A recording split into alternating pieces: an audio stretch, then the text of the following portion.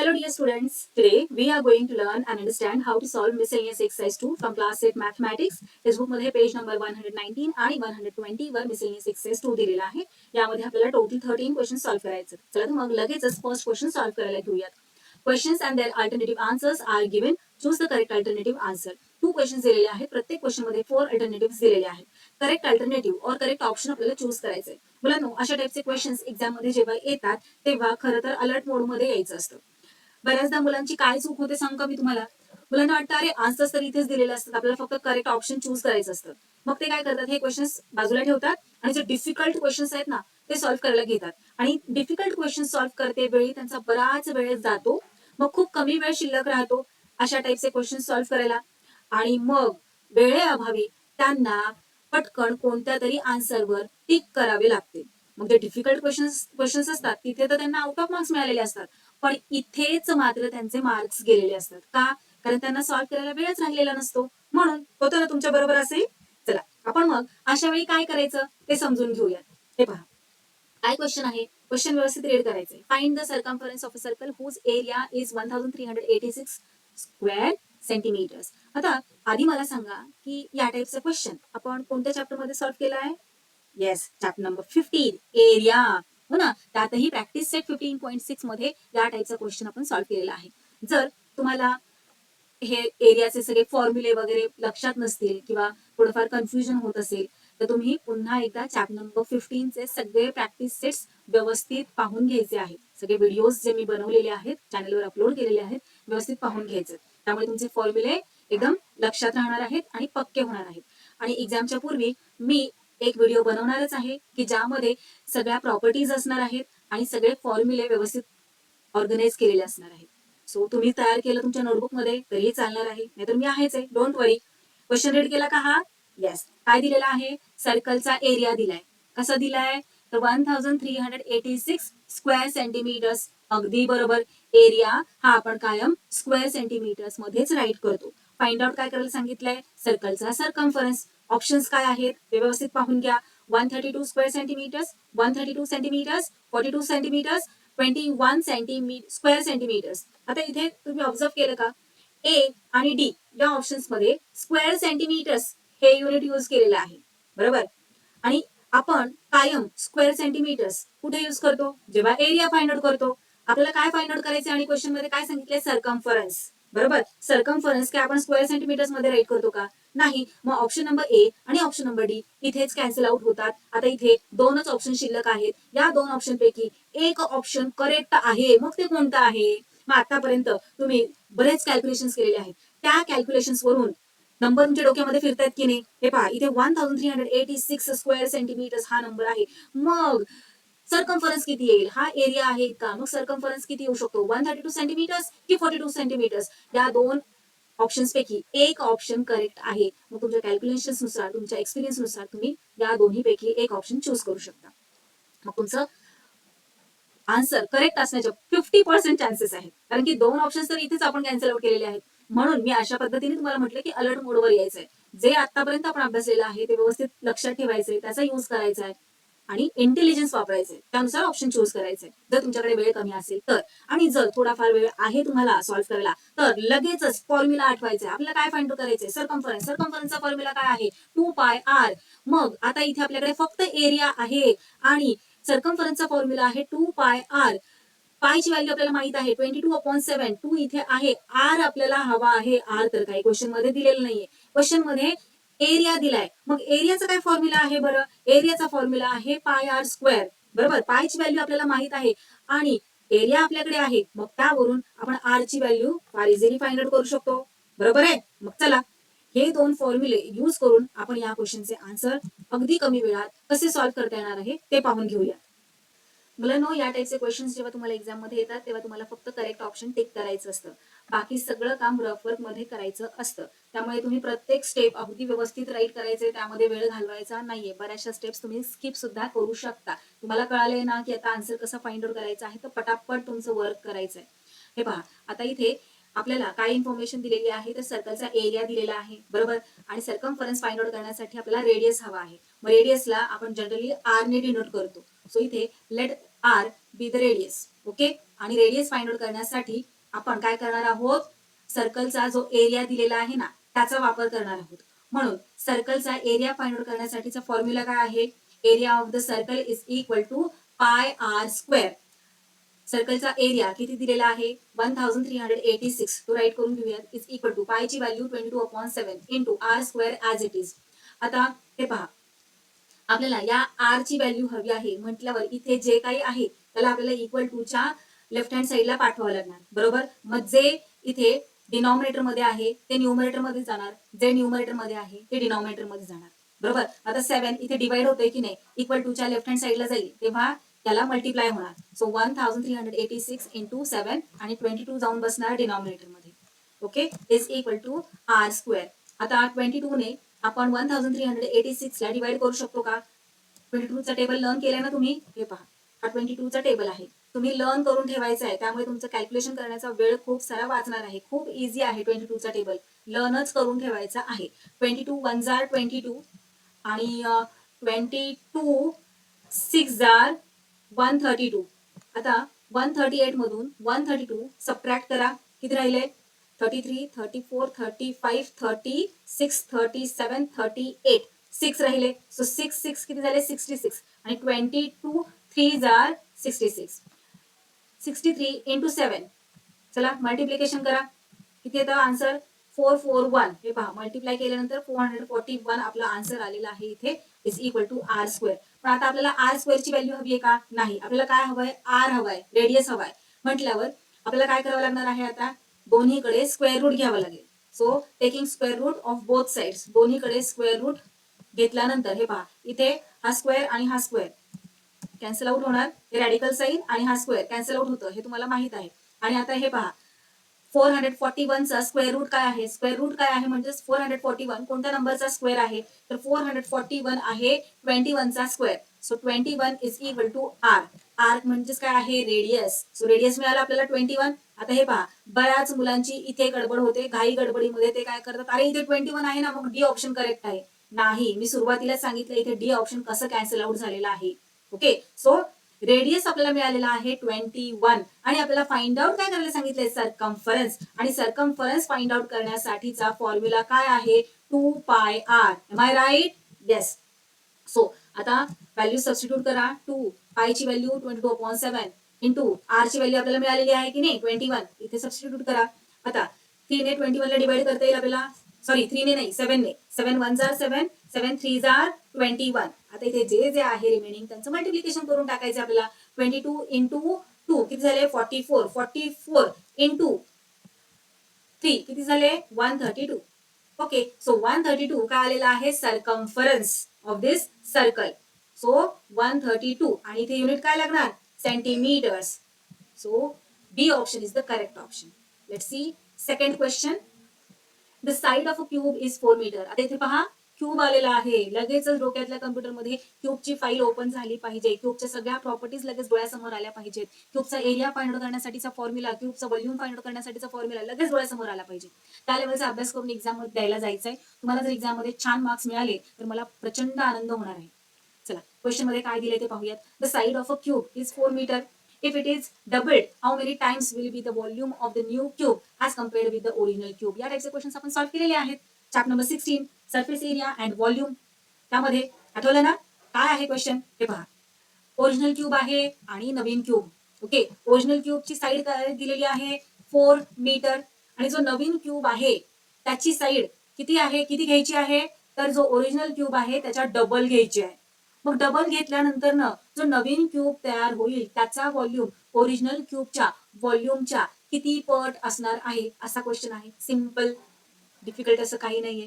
आपल्याला काय करायचं इथे, जो ओरिजिनल क्यूब आहे त्याचा आधी आपण काय करूयात, व्हॉल्यूम फाइंड आउट करूयात. मग क्यूबचा व्हॉल्यूम फाइंड आउट करण्यासाठीचा फॉर्म्युला काय आहे, yes L cube, side cube. Okay नाही, मग इथे साइड काय आहे 4. सो 4 चा क्यूब काय आहे, 4 चा क्यूब, 4 चा क्यूब आहे 64. So 64 metre cube. आता इथे मीटर का राईट केलं, कारण इथे युनिट मीटर आहे. So 64 metre cube. आता इथे नवीन क्यूब, नवीन क्यूब हा त्याची साईड किती आहे, तर याच्या डबल आहे, जो ओरिजिनल क्यूब आहे त्याच्या डबल आहे. So side is equal to double म्हटल्यावर याला आपल्याला किती मल्टिप्लाय करावं लागेल 2 ने, हो की नाही. सो 4 इंटू 2 करायचं, किती आलं 8. So 8 metre. आता याचा व्हॉल्यूम फाइंड आउट करूयात आपण. So new volume is equal to L cube और साइड क्यूब असं सुद्धा तुम्ही राईट करू शकता. काय आहे साइड 8. सो 8चा क्यूब किती येतो 512 मीटर क्यूब. मीटर क्यूब का राईट केला आपण, कारण इथे युनिट मीटर आहे म्हणून. आता हे पहा, आपल्याला काय क्वेश्चन विचारलेला आहे की जो नवीन क्यूबचा व्हॉल्यूम आहे तो ओरिजिनल क्यूबच्या किती पट आहे, असा क्वेश्चन आहे. म्हटल्यावर आपल्याला न्यू क्यूबच्या व्हॉल्यूमला डिवाइड करावं लागेल ओरिजिनल क्यूबच्या व्हॉल्यूमशी, बरोबर. सो चला now new volume divide by original volume. New क्यूबचा व्हॉल्यूम किती आहे 512 आणि ओरिजिनल क्यूबचा किती आहे 64. 64 ने 512 ला डिवाइड करूयात. 8 8 जार 64, 8 6 जार 48. 51 मधून 48 सबट्रॅक्ट केल्यानंतर किती रिमेनिंग राहतात 49, 50 and 51 3. सो 3 2 32 झाले. 8 4 जार 32. आता या 8 ने आपल्याला 64 ला डिवाइड करता येईल. 8 1 जार 8, 8 जार 64. सो इथे आन्सर काय आलेला आहे आपलं 8. सो हा जो नवीन क्यूब आहे तो किती टाइम्स जास्त आहे, म्हणजे नवीन क्यूबचा व्हॉल्यूम किती टाइम्स जास्त आहे ओरिजिनल क्यूबच्या 8 टाइम्स, हो ना. सो इथे 8 टाइम्स हे ऑप्शन आहे, option number D. So option number D is the correct option. Let's tick here. Okay, next second question. Pranali was participating for a 100 meter running race. एक प्रणाली नावाची मुलगी आहे, तिने 100 मीटर रनिंग रेस मध्ये participate केलं होतं. She ran 100 meter distance 20 times. 100 meter इतकं distance ती 20 टाइम्स रन केलं, तिने पळाली ती. The time required in seconds for each attempt was as follows. आता हे पहा, 100 मीटर इतकं डिस्टन्स ती 20 टाइम्स ती पळालेली आहे. मग प्रत्येक वेळी तिला 100 मीटर डिस्टन्स पळण्यासाठी किती सेकंड लागले ते दिलेलं आहे. मग फर्स्ट टाइम ती जेव्हा पळाली 100 मीटर तेव्हा तिला 18 सेकंड्स लागले. Second times 17 seconds. Third time जेव्हा ती पळाली तेव्हा 17 सेकंड्स. फोर्थ टाइम पळाली तेव्हा 16 सेकंड्स. असं 20 टाइम्स ती पळालेली आहे. मग 20 टाइम्स तिला किती सेकंड्स लागलेले आहे त्याचा डाटा इथं दिलेला आहे. आणि पुढे त्यांनी दिलेला आहे find the mean of the times taken for running. प्रणाली किती टाइम्स पळालेली आहे 20 टाइम्स. प्रत्येक वेळी तिला काही सेकंड्स लागलेले आहेत. मग त्याचं मीन फाइंड आउट करायला सांगितलेलं आहे. मीन म्हणजेच काय, तर ॲव्हरेज फाइंड आउट करायला सांगितलेलं आहे. जर तुम्हाला या टाईपचे क्वेश्चन्स समजत नसतील तर मी तुम्हाला रिकमेंड करेल की तुम्ही चॅप्टर नंबर 11 या टाईपचे क्वेश्चन्स आपण कुठे सॉल्व्ह केलेले आहेत, चॅप्टर नंबर 11 स्टॅटिस्टिक्स मध्ये, हो ना. त्यामध्ये प्रॅक्टिस सेट 11.1चा जो व्हिडिओ आहे तो व्यवस्थित पाहून घ्यायचा आहे. तुमच्या ज्या काही डिफिकल्टीज आहेत तिथे त्या क्लिअर करून घ्यायच्या आहेत. कारण हे जे क्वेश्चन्स आहेत ना, आउट ऑफ मार्क्स मिळवून देणारे क्वेश्चन्स आहेत. यामध्ये अजिबात चूक करायची नाहीये, कारण सॉल्व्हिंग पार्ट खूप कमी आहे यामध्ये. खूप इझी क्वेश्चन आहे. कसं सॉल्व्ह करणार आपण आता इथे, तर एक टेबल आपल्याला ड्रॉ करायचं आहे. त्यातील फर्स्ट कॉलम मध्ये काय राईट करणार आपण, तर टाइम इन सेकंड्स. टाइमचा डाटा दिलेला आहे की नाही, मग टाइम इन सेकंड्स त्यालाच XI असं म्हणतो आपण, किंवा स्कोर आहे ना तो. हा काय आहे, जो डाटा दिलेला आहे तो काय आहे, स्कोर आहे. कसला स्कोर आहे, तर जो टाइम दिलेला आहे सेकंड मध्ये त्याचा स्कोर आहे. दुसऱ्या कॉलम मध्ये राईट करायचे टॅली मार्क्स. तिसऱ्या कॉलम मध्ये राईट करणार किती तिने अटेम्प्ट केलेले आहेत, नंबर ऑफ अटेम्प्ट, त्यालाच फ्रिक्वेन्सी किंवा FI असं आपण म्हणतो. आणि फोर्थ कॉलम मध्ये FI इंटू XI राईट करायचं आहे. सो हा जो टेबल आहे तो व्यवस्थित लर्न करायचा आहे की याच फॉर्मॅटमध्ये आपल्याला हा टेबल ड्रॉ करायचा आहे. त्यानंतर ना हे पहा, टाइम काय दिलेला आहे, सेकंड. सगळ्यात कमी सेकंड्स आहेत 14 आणि सगळ्यात जास्त सेकंड्स आहेत 18. सो 14 पासून 18 पर्यंत आपल्याला इथे हे सेकंड्स राईट करून घ्यायचे आहेत. त्यानंतर न इथे काय राईट करणार आपण, तर एन म्हणजे काय, तर फ्रिक्वेन्सी, टोटल फ्रिक्वेन्सी. आणि त्यानंतर न इथे आपण राईट करणार, हे कसलं साईन आहे, समेशनचं साईन आहे. Summation of FI into XI. Summation of FI into XI. आता टॅली मार्क्स, हे पहा 14 इतके सेकंड्स किती टाइम्स तिला लागलेले आहेत ते पहा. हा जो डाटा दिलेला आहे ना, या डाटामध्ये 14 किती टाइम्स आलेला आहे ते पाहायचं आहे. मग आता हे पहा 14 कुठे आहे, हे पहा इथे आहे. सो 1, त्यानंतर ना इथे आहे 2. सो 14 2 टाइम्स आहे. मग टॅली मार्क्स मध्ये आपण काय करणार, 2 लाईन्स अशा प्रकारे ड्रॉ करणार, कारण 14 किती टाइम्स आहे, 2 टाइम्स आहे. आता 15 कुठे आहे, हे पहा इथे हा फर्स्ट 15 आहे. सो 15 येलो कलरचा 15 आपण करतोय. सो 1 2 3 4 5 6 7 and 8 टाइम्स 15 आहे. चला 8 टॅली मार्क्स इथे देऊयात. 1 2 3 4 आणि 5. फिफ्थ लाईन कशी देणार आपण? क्रॉस. 5चा एक ग्रुप करत असतो. सो 5 झाले, 6 7 8 झाले 8 टॅली मार्क्स. आता 16 हे पहा सुरुवात इथे आहे. सो 1 ग्रीन कलरचं 16 आहे. 1 2 3 4 5 टाइम्स. 1 2 3 4 अँड 5. आता 17 इथे आहे 17. सो 1 2 ब्लू कलरचं 17 लक्षात ठेवायचं आहे. 1 2 3 4 टाइम्सच आहे 17. सो 1 2 3 4. आता 18 पहा. आता शिल्लक राहिलेले सगळे 18. सो 1 टाइमच आहे 18. रेड करूयात 1. आता number of attempts frequency FI. आता इथे FI किंवा नंबर ऑफ अटेम्प्ट्स मध्ये काय राईट करणार आपण? तर किती टॅली मार्क्स आहेत? 2 आहेत. सो 2. आता इथे टॅली मार्क्स किती आहेत? 8 आहेत ना. सो इथे 8 राईट करणार आपण. इथे किती आहेत? 5चा ग्रुप आहे. सो 5. इथे 4. इथे 1. आता नेक्स्ट आपण स्टेप मध्ये काय करणार? FI into XI. FI into XI. हे पहा, हे आहे FI आणि हे आहे XI. So FI into XI. 14 into 2 करायचे आपल्याला. 14 2 जार 28. 15 8 जार 120. 16 5 जार 80. 17 4 जार 68. 18 1 जार 18. आता हे पहा, हे लास्ट कॉलम आता ऑब्झर्व करा. N म्हणजे काय? तर टोटल फ्रिक्वेन्सी. टोटल फ्रिक्वेन्सी म्हणजे आपल्याला काय करावं लागणार आहे? या सगळ्यांची ऍडिशन करावी लागणार. ऍडिशन करत बसायची गरज नाहीये, कारण इथे दिलेलंच आहे की 20 अटेम्प्ट केलेले आहेत तिने. So let's write here 20. आता समेशन, याचा काय अर्थ होतो? या साइनचा summation of FI into XI. म्हणजेच आपल्याला या सगळ्यांचं सम करायचं आहे. चला तर मग ऍडिशन करूयात या सगळ्यांची. ऍडिशन केल्यानंतर आपल्याला आन्सर मिळतं 314. Let's write here 314. इथे आपला हाफ आन्सर कंप्लीट झालेला आहे. फाइंड आउट काय करायला सांगितलंय? मीन. आणि मीनला आपण कशाने डिनोट करतो? आठवतंय का तुम्हाला? X bar. Very good. आणि त्याचा फॉर्म्युला काय आहे? मीन फाइंड आउट करण्यासाठीचा फॉर्म्युला मीनला X बारने डिनोट करतो आणि त्याचा फॉर्म्युला आहे summation of FI into XI divide by N. Summation of FI into XI किती आलेला आहे? 314. So 314 divide by N. N किती आहे? 20. ओके, चला डिव्हिजन करूयात. 2 10 जार 20. 2 1 जार 2. 3 मधून 2 सबट्रॅक्ट केल्यानंतर 1 रिमेनिंग राहिला. 1 1 11 झाले. सो 2 5 जार 10. 11 मधून 10 सबट्रॅक्ट केले, किती राहिलं? 1 1 4 किती झाला? आता इथे 14. सो 2 7 जार 14. आता इथे 157 डिवाइड बाय 10 आलेला आहे. ओके, आता जेव्हा कधी डिनॉमिनेटर 10 100 1000 10,000 अशा प्रकारे येतो, तेव्हा या फ्रॅक्शनला आपण डेसिमल फॉर्म मध्ये कशा प्रकारे कन्वर्ट करत असतो? डिनॉमिनेटर मध्ये 1 वर किती झिरोज आहेत? इथे 1 वर 1 झिरो आहे.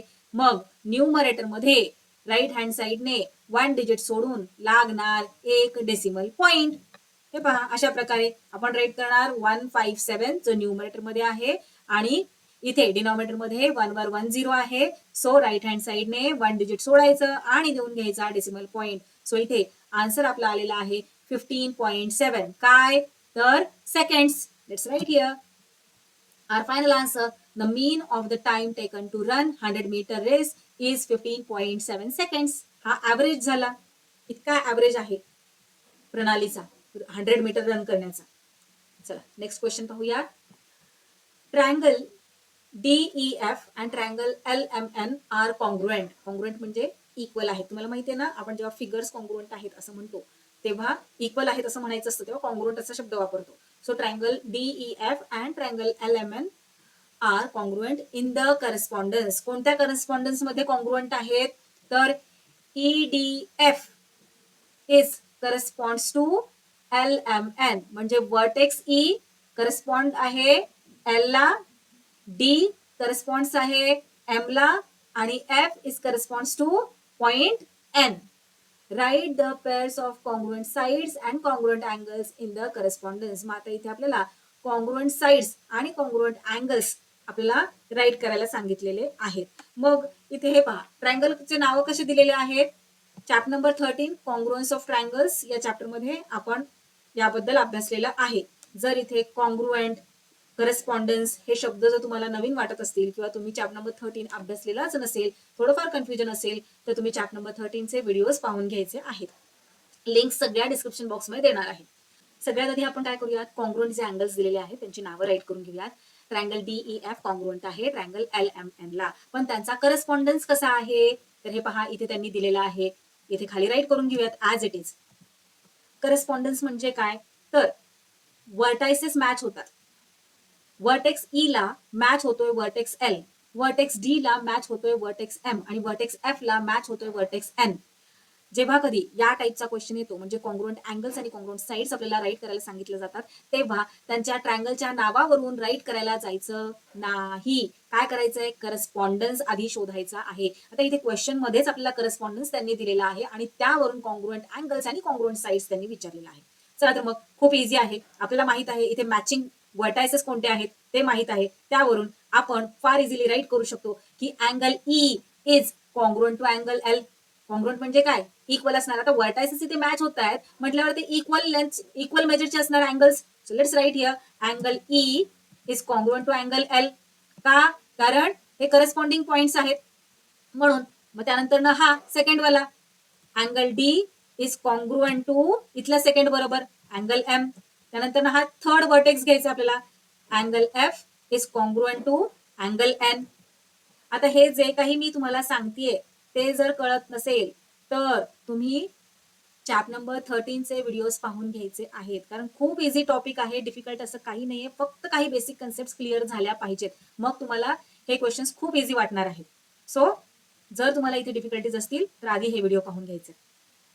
हे पहा आता इथे आपले 3 अँगल्स झालेले आहेत जे कॉन्ग्रुएंट आहेत. आता 3 साइड्स तुम्हाला माहित आहे की कोणत्याही 2 ट्रायंगल्स मध्ये 6 एलिमेंट्स कॉन्ग्रुएंट असतात, त्यातील 3 अँगल कॉन्ग्रुएंट असतात आणि 3 साइड्स कॉन्ग्रुएंट असतात. आता साइड्स कशा काय आपण राईट करणार या करस्पॉन्डिंग पॉइंट्स वरून, सोपं आहे. काय करायचंय, आधी साइड ED, हे पहा आधी काय करायचंय ED घ्यायचं आणि इकडचे सुद्धा फर्स्ट 2 लेटर्स घ्यायचे, फर्स्ट 2 वर्टायसेस LM. सो या 2 साइड्स झाल्या. So segment ED is congruent to segment LM. आता काय करायचंय, फर्स्ट आणि सेकंड झालं, आता सेकंड आणि थर्ड घ्यायचंय. हे पहा सेकंड आणि थर्ड, इथलं सुद्धा सेकंड आणि थर्ड काय आहे DF आणि MN. So segment DF is congruent to segment MN. First second झालं, सेकंड थर्ड झालं. आता नेक्स्ट काय करणार आपण तर E आणि F म्हणजे फर्स्ट आणि थर्डचं पेअर करायचं. हे पहा first and third. So EF आणि इथलं सुद्धा फर्स्ट आणि third LN. So segment EF is congruent to segment LN. झालं, किती इझी आहे. चला नेक्स्ट क्वेश्चन पाहूयात. The cost of a machine is 2,50,000 rupees. It depreciates at the rate of 4% per annum. Find the cost of the machine after 3 years. Question जरासा ओळखीचा वाटतोय नाही. Chapter number 14 compound interest मध्ये आपण हा क्वेश्चन सॉल्व्ह केलेला आहे. प्रॅक्टिस सेट 14.2 मधील 4th क्वेश्चन आहे हा. सेम क्वेश्चन नाहीये, थोडासा फरक आहे. काय फरक आहे तोही समजून घेऊयात, म्हणजे एक्झाम मध्ये कोणत्या टाईपचे क्वेश्चन्स तुम्हाला विचारले जाऊ शकतात याचा जरासा तुम्हाला अंदाज येईल. हे पहा इथे या क्वेश्चन मध्ये मशीन बद्दल विचारलेलं आहे, इथेही मशीन बद्दल आहे. इथे मशीनची जी प्राइस आहे तीच प्राइस इथे सुद्धा आहे, पण पुढचा क्वेश्चन थोडासा वेगळा आहे. इथे डिप्रिसिएशन म्हणजे जो प्राइस कमी झालेली आहे त्याचा रेट दिलेला आहे. इथे 10% पर ॲनम आहे पर इयर आणि इथे 4% पर इयर आहे. आणि फाइंड आउट काय करायला सांगितलेलं आहे, find the depreciation in price of the machine after 2 years. 2 वर्षांनंतर ना जी डिप्रिसिएशन प्राइस आहे ती फाइंड आउट करायला सांगितलेली आहे. आणि या क्वेश्चन मध्ये काय फाइंड आउट करायला सांगितलेलं आहे, find the cost of the machine after 3 years. 3 वर्षांनंतर ना मशीनची प्राइस फाइंड आउट करायला सांगितलेली आहे. फरक लक्षात आला का तुम्हाला, इथे आपल्याला डिप्रिसिएशन प्राइस फाइंड आउट करायला सांगितलेली आहे. मग त्यासाठी आपल्याला काय करावं लागणार आहे तर हे पहा मशीनची इतकी प्राइस 2 वर्षांनंतर झालेली आहे, म्हणजे 2 वर्षांनंतर आपल्याला इतकी प्राइस मशीनची मिळणार आहे. पण त्यांनी मशीनची प्राइस नाही विचारलेली, त्यांनी या क्वेश्चन मध्ये काय विचारलेलं आहे डिप्रिसिएशन प्राइस विचारलेली आहे. म्हणून जी ओरिजिनल प्राइस आहे त्यामधून ही डिप्रिसिएशनची प्राइस आपल्याला मायनस करावी लागली. मायनस केल्यानंतर आपल्याला डिप्रिसिएशन प्राइस मिळालेली आहे. पण या क्वेश्चन मध्ये त्यांनी डिप्रिसिएशन प्राइस नाही विचारलेलं. या क्वेश्चन मध्ये त्यांनी काय विचारलेलं आहे 3 वर्षांनंतर ना मशीनची प्राइस और मशीनची कॉस्ट किती असणार आहे. म्हणजे आपला आन्सर इथपर्यंतच येणार आहे, पुढचं सॉल्व्ह करायचं नाहीये या क्वेश्चन साठी. सो कोणत्या टाईपचे क्वेश्चन्स येऊ शकतात तुम्हाला एक्झाम मध्ये ते लक्षात घ्या. क्वेश्चन मधला फरक लक्षात घ्या. कशा प्रकारे तुम्हाला सॉल्व्ह करायचं जायचं आहे क्वेश्चन ते लक्षात घ्या. त्यासाठी मी हे एक्झाम्पल तुम्हाला इथे घेतलेलं आहे. सो चला आता समजून घेऊयात की हा क्वेश्चन कशा प्रकारे आपल्याला सॉल्व्ह करायचा आहे. सो हे पहा आपण एखादी गाडी घेतली. आता इथे मशीन बद्दल म्हटले, आपण गाडीचं एक्झाम्पल घेऊयात. एक गाडी घेतलेली आहे 4 व्हीलर, त्याची प्राइस आहे 2,50,000 रुपीज. ओके, आणि आपण ती वापरतोय 3 वर्ष ती गाडी आपण वापरली. 3 वर्षांनंतर ना आता आपल्याला त्या गाडीचा कंटाळा आलेला आहे, दुसरी गाडी नवीन आपल्याला विकत घ्यायची आहे. मग जी पहिली गाडी आहे ती तर विकून टाकायची आहे. मग 3 वर्षांनंतर आपल्याला 2,50,000 रुपीजच मिळतील का, किंवा त्याच्यापेक्षा जास्त रुपीज मिळतील का? तर नाही. का नाही? कारण ते मशीन और ती गाडी आपण 3 वर्ष वापरलेली आहे, म्हणून प्रत्येक वर्षी त्याची प्राइस कमी कमी कमी कमी होत जाणार. सो इथे कितीने कमी झालेली आहे प्रत्येक वर्षी गाडीची किंमत और मशीनची किंमत? तर 4% ने कमी झालेली आहे. मग 3 वर्षानंतर त्या मशीनची किंमत किती असणार आहे, असा क्वेश्चन आहे. चला तर मग सॉल्व्ह करून घेऊया. तिथे प्रिन्सिपल आपल्याला माहित आहे. प्रिन्सिपल काय असणार आहे? प्रिन्सिपल म्हणजेच मूळ किंमत. या मशीनची मूळ किंमत किती आहे? 2,50,000 रुपीज. आणि रेट ऑफ डिप्रिसिएशन काय आहे? 4%. मग आता इथे नुसतं 4% राईट करणार का? तर नाही. डिप्रिसिएट म्हणजे काय? तर कमी कमी कमी कमी होत जाणे, म्हणून इथे आपल्याला मायनसचं साईन घ्यावं लागणार आहे. -4%. ही गोष्ट लक्षात घ्या. जेव्हा कधी क्वेश्चन मध्ये डिप्रिसिएट असा वर्ड येईल तेव्हा आपल्याला मायनस घ्यायचं आहे. त्यानंतर नंबर ऑफ इयर्स दिलेला आहे 3 इयर्स. आणि ए म्हणजे काय? तर depreciated price of the machine after 3 years. 3 वर्षांनंतर जी मशीनची प्राइस कमी झालेली असणार आहे ते म्हणजे आहे ए. सो चला, फॉर्म्युला आपला कंपाऊंड इंटरेस्टचा A is equal to P bracket मध्ये 1 plus R upon 100 bracket close and the whole raise to N. हा आपला फॉर्म्युला आहे कंपाऊंड इंटरेस्टचा. व्हॅल्यू सबस्टिट्यूट करूयात. A is equal to P काय आहे? 2,50,000 rupees bracket open 1 plus R किती आहे? -4 आणि divided by 100 bracket close the whole raise to N. N म्हणजे काय? नंबर ऑफ इयर्स किती आहे? 3. सो इथे 3 राईट केलेलं आहे. आता पुढची स्टेप काय करायचे? आपल्याला हे ब्रॅकेट सॉल्व्ह करून घ्यायचं आहे. या ब्रॅकेटमध्ये ऍडिशन दिलेली आहे. फ्रॅक्शन्सची ऍडिशन कशी करायची हे आपल्याला सगळ्यांना माहित आहे. आता इथे 1 चा काहीच डिनॉमिनेटर नाही, म्हणजे 1 डिनॉमिनेटर असतो हे आपल्याला माहित आहे. आणि जेव्हा कधी आपल्याला फ्रॅक्शन्सची ऍडिशन करायची असते तेव्हा डिनॉमिनेटर सेम करून घ्यावा लागतो. बरोबर आहे की नाही? सो आता इथे 1 आहे, मग 100 करण्यासाठी काय करावं लागेल? तर न्यूमरेटर आणि डिनॉमिनेटर दोघांनाही आपल्याला 100 ने मल्टिप्लाय करावं लागेल. 100 ने मल्टिप्लाय केल्यानंतर आपल्याला काय आन्सर येईल? चला इथे नेक्स्ट स्टेप मध्ये राईट करून घेऊयात. 100 अपॉन 100 आणि हे प्लसचं साईन ऍज इट इज इथलं, ओके नाही? -4 upon 100 bracket close the whole raise to 3. आणि आता यांना गायब करून टाकूयात. ओके, आता पुढे काय करणार? तर आता इथे 100 झालेला आहे डिनॉमिनेटर, इथे 100. मग याला ऍज अ कॉमन डिनॉमिनेटर म्हणून आपण राईट करू शकतो. नेक्स्ट स्टेप मध्ये राईट करून घेऊयात. ओके, आता हे पहा, आता इथे 100 आहे बरोबर, आणि इथे प्लसचं साईन आणि याचं मायनसचं साईन. याचं काय करायचं? मग हे जे प्लसचं साईन आहे ते ऍज इट इज देऊन घ्यायचं आणि -4 सुद्धा ऍज इट इज ब्रॅकेट मध्ये राईट करून घ्यायचा आहे. डिनॉमिनेटर कॉमन 100 राईट करून घेतला, bracket close and the whole raise to 3. Okay, next step मध्ये काय करणार? आता इथे प्लस साईन, इथे मायनस साईन. प्लस मायनस काय होत असतं? मायनस होतं, आपल्याला सगळ्यांना माहित आहे. सो देऊन घ्यायचं मायनसचं साईन. मायनस साईन दिल्यानंतर 100 मधून 4 सबट्रॅक्ट करायचे. 4 सबट्रॅक्ट केल्यानंतर रिमेनिंग 96 आणि डिनॉमिनेटर मध्ये 100 bracket close the whole raise to 3. Okay, the whole raise to 3 याचा काय अर्थ होतो? की 96 अपॉन 100 मल्टिप्लाय होतंय 3 टाइम्स. राईट करून घेऊयात मग नेक्स्ट स्टेप मध्ये. 96 upon 100 multiplied by 96 upon 100 multiplied by 96 upon 100. Okay, आता झिरोज कट करून टाकता येणार आहेत आपल्याला इथे. सो इथले 2 झिरोज कट, इथले 2 झिरोज, हे 2 झिरोज गेले, हे 2 झिरोज. आता इथे 100 आहे आणि इथे 25 आहे. सो 25 ने आपण 100 ला डिवाइड करू शकतो. 25 1 जार 25 आणि 25 4 जार 100.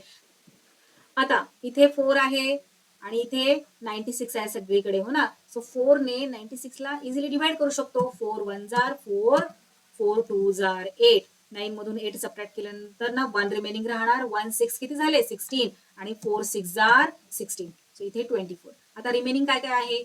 1 इंटू 96 इंटू 96 इंटू 24. चला मल्टिप्लाय करून घेऊयात. सो 96 इंटू 96 केल्यानंतर ना प्रोडक्ट आपल्याला मिळतं 9216. याला याच्या बरोबर मल्टिप्लाय केलं. आता जे प्रोडक्ट आलेलं आहे त्याला मल्टिप्लाय करूयात 24 ने. सो 24 ने मल्टिप्लाय केल्यानंतर आपला आन्सर मिळालेला आहे 2,21,184. Let's write here 2,21,184. आता हे काय आलेलं आहे? ए. आणि ए म्हणजे काय? Depreciated price of the machine after 3 years. 3 वर्षांनंतर मशीनची प्राइस किती झालेली असणार आहे कमी होऊन 2,21,184. आलं लक्षात. चला फायनल आन्सर राईट करून घेऊयात आपण. The cost of the machine after 3 years will be 2,21,184. Next question पाहूयात. In quadrilateral ABCD side AB is parallel to side DC. आता इथे लक्षात घ्या या टाईपचे क्वेश्चन्स आपण चॅप्टर नंबर 15 एरियामध्ये सॉल्व्ह केलेले आहेत. आठवलं ना तुम्हाला चॅप्टर नंबर 15 त्यामधला प्रॅक्टिस सेट 15.3 त्यामध्ये आपण या टाईपचे क्वेश्चन्स सॉल्व्ह केलेले आहेत. जर तुम्हाला काही डिफिकल्टीज असतील, बेसिक कन्सेप्ट क्लिअर झालेले नसतील तर तुम्ही हा व्हिडिओ पाहून घ्यायचा आहे. सगळ्या लिंक्स डिस्क्रिप्शन बॉक्समध्ये दिलेल्या आहेत किंवा इथे आय बटन असेल तिथे सुद्धा तुम्हाला मिळून जाईल. आता हे पहा, सगळ्यात आधी आपल्याला या टाईपचे क्वेश्चन्स जेव्हा सॉल्व्ह करायचे असतात तेव्हा रफ फिगर ड्रॉ करून घ्यायची. जी जी इन्फॉर्मेशन दिलेली आहे त्यानुसार आपण एक फिगर तयार करून घ्यायची. सो इथे सुरुवातीला काय दिलंय त्यांनी क्वाड्रिलॅटरल ABCD आहे. सो ABCD एक क्वाड्रिलॅटरल आपण ड्रॉ करून घेतला. पुढे काय काय इन्फॉर्मेशन दिलेली आहे त्यानुसार आपला हा क्वाड्रिलॅटरल चेंज होत जाणार आहे. So AB is parallel to side DC दिलेला आहे. AB पॅरलल आहे DC ला. ओके आहे इथं आपल्या फिगर मध्ये. त्यानंतर त्यांनी दिलेलं आहे AE perpendicular to segment DC. AE perpendicular आहे DC ला. आता इथे A आहे आणि ही आहे साइड DC. आता AD परपेंडिक्युलर नाही म्हटलेलं त्यांनी काय म्हटलंय AE परपेंडिक्युलर आहे. सो आपली ही फिगर थोडीशी चेंज होईल. बरोबर अशा टाईपची येईल काहीतरी. आणि A इथे आहे आणि AE परपेंडिक्युलर घ्यावं लागणार आपल्याला DC वर. सो इथे नाव देऊयात AE.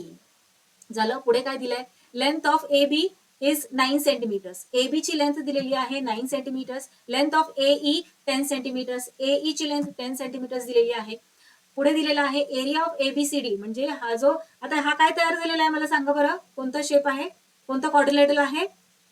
ट्रपेझियम. Very good. ट्रपेझियम मध्ये 2 साइड्स पॅरलल असतात. जेव्हा एखाद्या क्वाड्रिलॅटरल मध्ये 2 साइड्स पॅरलल असतात तेव्हा त्याला आपण ट्रपेझियम म्हणतो. सो हा ट्रपेझियम आहे.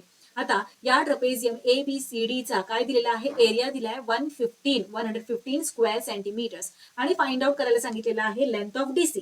DC ही जी लेंथ आहे ना DC ची लेंथ फाइंड आउट करायला सांगितलेली आहे.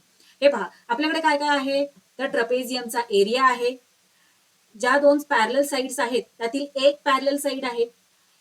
हा काय दिलेला आहे परपेंडिक्युलर दिलेला आहे. परपेंडिक्युलर म्हणजेच याची हाईट दिलेली आहे. किती आहे 10 सेंटीमीटर्स आणि साइड DC ची लेंथ विचारलेली आहे. मग आता सांगा बरं ट्रपेझियमचा एरिया फाइंड आउट करण्यासाठीचा फॉर्म्युला काय आहे? Yes very good. Half into काय करायचं असतं आपल्याला ह्या ज्या पॅरलल साइड्स असतात त्यांचं सम इंटू काय करायचं असतं हाईट. सो फॉर्म्युला राईट करूयात. Area of trapezium is equal to half into sum of the length of parallel sides into height. मग व्हॅल्यू सबस्टिट्यूट करूयात. एरिया दिलाय की नाही 115 राईट करूयात इथे half into sum of the length of parallel sides. So parallel sides कोणत्या आहेत AB आणि DC.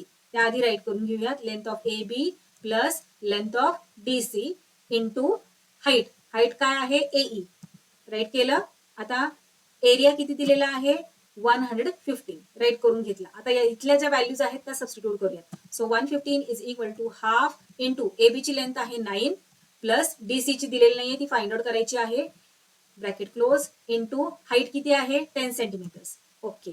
आता हे पहा आपल्याला काय करायचंय आधी आपल्याला हे ब्रॅकेट सॉल्व्ह करायचं असतं. पण ब्रॅकेट सॉल्व्ह करण्यासाठी इथे तर काही लेंथच दिलेली नाही.